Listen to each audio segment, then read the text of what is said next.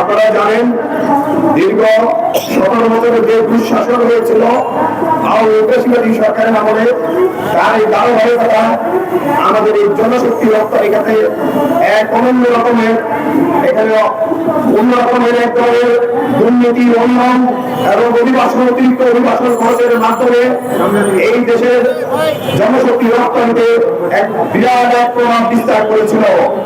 তাই ধারাবাহিকতায় 2016-17 সালে বাংলাদেশ থেকে মালয়েশিয়া শ্রমিক প্রেরণের ক্ষেত্রে 10 দলের একটা সিন্ডিকেট তৈরি হয়েছিল। এরপরে 2022-24 সালে আবারও 25 জনের একটা সিন্ডিকেট তৈরি হয়েছিল। পরবর্তীতে সেটা 100 জন হয়। কিন্তু এই সিন্ডিকেটের মূল যে ব্যক্তিরা কাজ করেছিল, বাংলাদেশ প্রান্তে ভাইরা সাবেক মহাসচিব রুহুল আমিন সকল এবং মালয়েশিয়ার প্রান্তে জাকুশ্রী আমিন, তাদের যে অনলাইন পদ্ধতি FWCMS, এই FWCMS পদ্ধতি অপব্যবহার করে এই দেশের মানুষকে তারা শোষণ করেছে। এই দেশের 95% যে রিক্রুটমেন্ট এজেন্সি আছে, বৈধ রিক্রুটমেন্ট এজেন্সি, তাদেরকে ব্যবসা থেকে বঞ্চিত করেছে। আমাদের ওয়ার্কারদের থেকে, আমাদের বিনিয়োগকারী কর্মীদের বাইরে থেকে অতিরিক্ত অভিবাসন করেছে, শোষণ করেছে, নির্যাতন করেছে। তাই অন্যতম ব্যক্তি ছিল, ছিল লেফটেন্যান্ট জেনারেল মাসুদ এবং তার সাথে সাবেক আওয়ামী সরকারের মন্ত্রী এমপিরা জড়িত ছিল। আপনারা ইতিমধ্যে সকলের নাম শুনেছেন। এই লেফটেন্যান্ট জেনারেল মাসুদ সবচেয়ে বড় খুশি ছিল আমাদের বর্তমান প্রধানমন্ত্রী জনাব তারেক রহমানকে নির্যাতন করেছিল।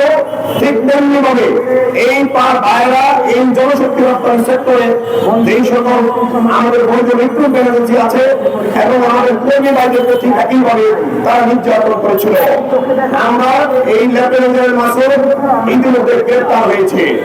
আমরা সরকারকে ধন্যবাদ জানাতে চাই এবং সিন্ডিকেট যারা করেছে, সিন্ডিকেটের যারা ভুল হতা, যারা সিন্ডিকেট তৈরি করে FWCMS এর মালিক এবং সাবেক সরকারের মন্ত্রী এমপি এবং নেতা যারা এই সিন্ডিকেটের মূল দায়িত্বে ছিল, তাদেরকে অনতিবিলম্বে গ্রেপ্তার করার আমরা দাবি জানাই।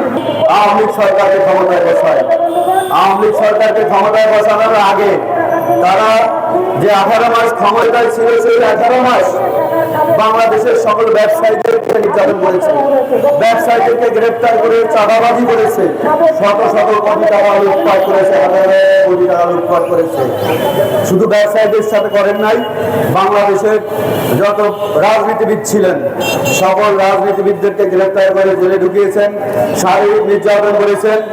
এমনকি বাংলাদেশের স্বাধীনতার ঘোষক শহীদ প্রেসিডেন্ট জিয়া রহমানের পরিবারকেও ছাড়েন নাই। যে সময়টি বেগম খালেদা জিয়াকে গ্রেপ্তার করেছিলেন, আরাফাত রহমান কোকো আমাদের বর্তমান প্রধানমন্ত্রী জনাব মাননীয় প্রধানমন্ত্রী জনাব তারেক রহমানকে গ্রেপ্তার করে শারীরিকভাবে নির্যাতন করেছেন। বাংলাদেশের এরকম শত শত হাজার নেতৃবৃন্দ বিভিন্ন জেলা পর্যায়ে, কেন্দ্রীয় পর্যায়ে সকল স্তরের নেতৃবৃন্দকে এভাবে গ্রেপ্তার করে তারা নির্যাতন করেছেন এবং চাঁদাবাজি করেছেন, টাকা কালেকশন করেছেন। এর পরবর্তী যে সময় আপনারা দেখেছেন, তারা ষড়যন্ত্র করে শেখ হাসিনাকে ক্ষমতায় বসিয়েছেন। শেখ হাসিনাকে ক্ষমতায় বসানোর পরে শেখ হাসিনার বিআই ইঞ্জিনিয়ার মোশাররফ হোসেন, তিনি প্রবাস কল্যাণ মন্ত্রণালয়ের মন্ত্রী ছিলেন।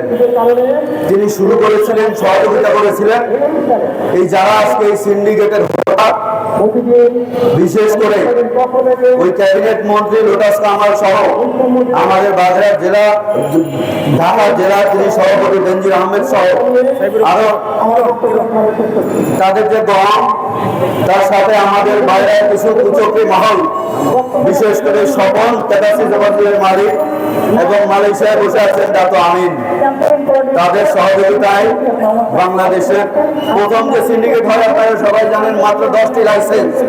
বর্তমানে বাইরে বৈধ লাইসেন্স দাঁড়িয়ে আছেন 3000-এরও বেশি। অথচ 2016 সালে মাত্র 10টি লাইসেন্স তারা বাংলাদেশের সাধারণ শ্রমিকদের কাছ থেকে হাজার হাজার কোটি টাকা লুটপাট করে নিয়ে গেছে। প্রবাসীদের জন্য নির্মাণ হচ্ছে দেশের প্রথম স্মার্ট সিটি, যেখানে থাকছে স্কুল, মসজিদ, হাসপাতাল, সুইমিং পুল, হেলিপ্যাড, পাঠাগার, জিম, সুপারমার্কেট, শিশু পার্ক সহ সকল নাগরিক সুবিধা। মাত্র ৩০ লাখ টাকা বিনিয়োগে মিলছে আকর্ষণীয় ফ্ল্যাট। প্লাটিনাম ইনভেস্টরদের জন্য ঢাকা বিমানবন্দরে ভিআইপি প্রোটোকল সুবিধা। বিস্তারিত জানতে যোগাযোগ করুন স্ক্রিনে দেয়া হোয়াটসঅ্যাপ অথবা ইমো নাম্বারে।